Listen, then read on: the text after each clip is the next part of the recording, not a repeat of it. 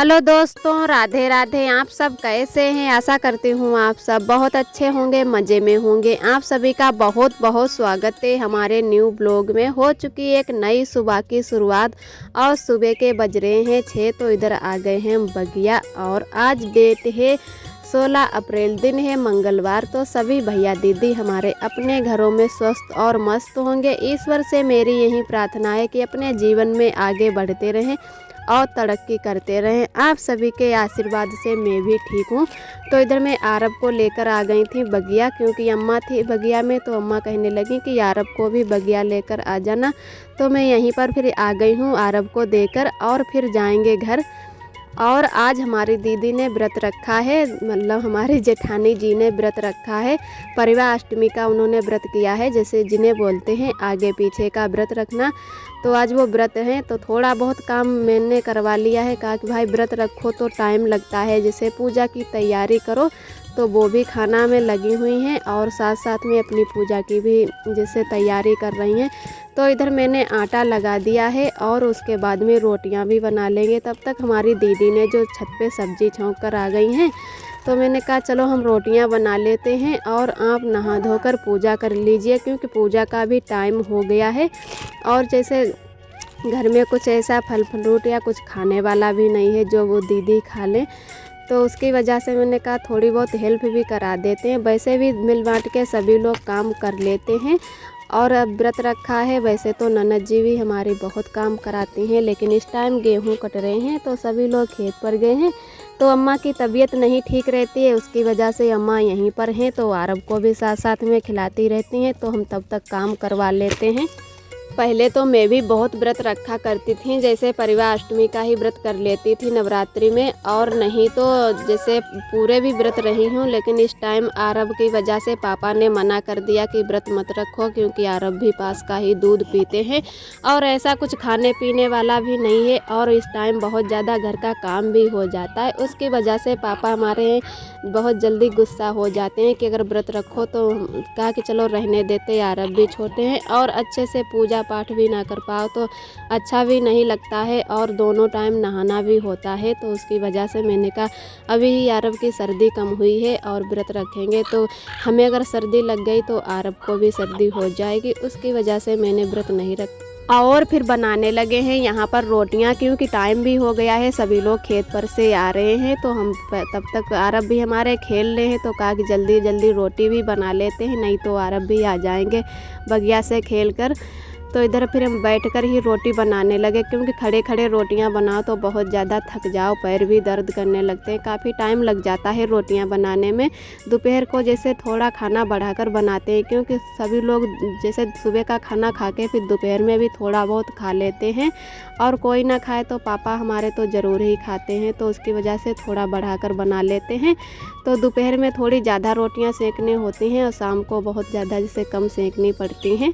फिर इधर हमारी अच्छे से रोटी बन चुकी हैं और मैंने गैस को भी पोंछ दिया है, क्योंकि रोटी बनाने के बाद में दीदी हमारी अभी चाय बनाएंगी। वैसे थोड़ी रुक के भी गैस जैसे आगे पीछे काम हो जाता है, तो मैंने कहा चलो गैस पहले ही पोंछ देते हैं अच्छे से, उसके बाद में दीदी अपनी चाय बना लेंगी। और फिर हम इधर नहा धोकर बैठ गए हैं कपड़े धुलने के लिए। और हमारे आरब भी आ गए थे, तो आरब को दूध पिला दिया, फिर आरब सो गए।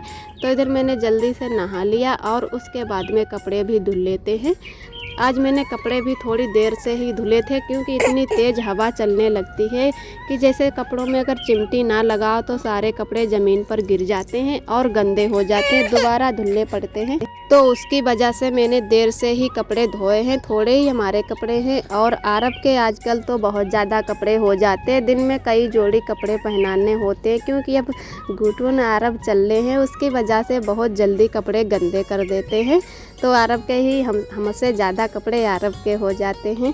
तो आज मैंने कहा चलो थोड़ी देर में है धुलेंगे, और बहुत ज़्यादा हवा चलती है तो बस धोने की ही देरी है, कपड़े तो डालते खन ही सूख जाते हैं।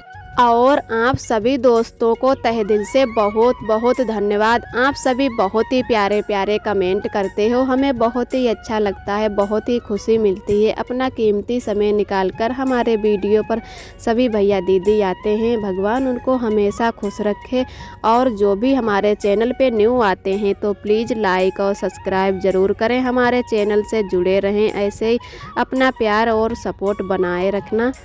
और एक दीदी ने हमारे कमेंट किया था, उनका नाम है माया देवी। उन्होंने कहा था कि आरब तो आज पापा बोल रहे हैं और आरब के पापा आज वीडियो देखकर बहुत ज़्यादा खुश हो जाएंगे क्योंकि उनका बेटा पापा बोल रहा है। तो जी दीदी वो हमारा वीडियो नहीं देखते हैं, कभी कभी देख लेते हैं। आरब की वजह से उनको वीडियो बनाना बिल्कुल नहीं पसंद है, तो मैं तो अपनी मर्ज़ी से ही बनाने लगी। उनसे बहुत कहा कि हमें जिसमें खुशी मिलती है उसी में हमें खुश रहने दो, तो कहने लगे कि चलो हम अपने साथ में भी तुम्हें नहीं रख पाते हैं और आपको जिसमें खुशी मिलती है वैसा ही काम करो। तो उसकी वजह से मैं वीडियो ही बनाने लगी।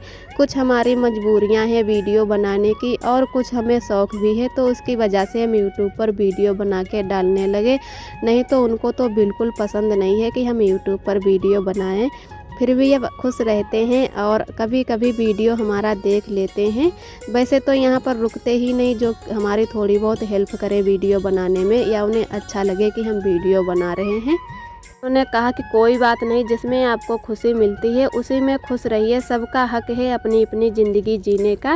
वैसे तो मैंने कहा हमें अपने साथ में भी नहीं ले चलते हो, तो हम जब घर पे रहते हैं तो कुछ ना कुछ करेंगे ही, खाली घर पर बैठकर क्या कर। और इधर मिलते हैं आप सभी दोस्तों को शाम के टाइम। फिर शुरू कर दिया है खाना बनाना। तो इधर हमारे आरब भी सो रहे हैं, तब तक मैंने इधर चावल चढ़ा दिए हैं। आज कई दिनों बाद चावल बना रहे, तो आरोही भी बहुत खुश है कि आज चावल बन रहे हैं, क्योंकि आरोही को चावल ही बहुत ज़्यादा पसंद है, उसकी वजह से बहुत ज़्यादा खुश है।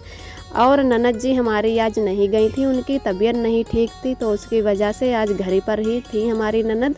तो तब तक इधर हमारे आरब सो रहे थे और मैं चावल बना रही थी। तो हमारे ननद जी थी आज यहाँ पर कटहल छौंक कर गई हैं, कहा कि छत पे कटहल की सब्ज़ी जैसे बना लो और जो भी रोटी चावल बनेगा वो गैस पर ही बना लेते हैं, क्योंकि हमारी गैस भी चुकने वाली है और जल्दी जल्दी भर नहीं पाती उसकी वजह से, तो चूल्हे पर सब्ज़ी बना लेते। तो थोड़ा टाइम निकाल कर हम छत पर आ गए थे, आरब जब तक सो रहे थे।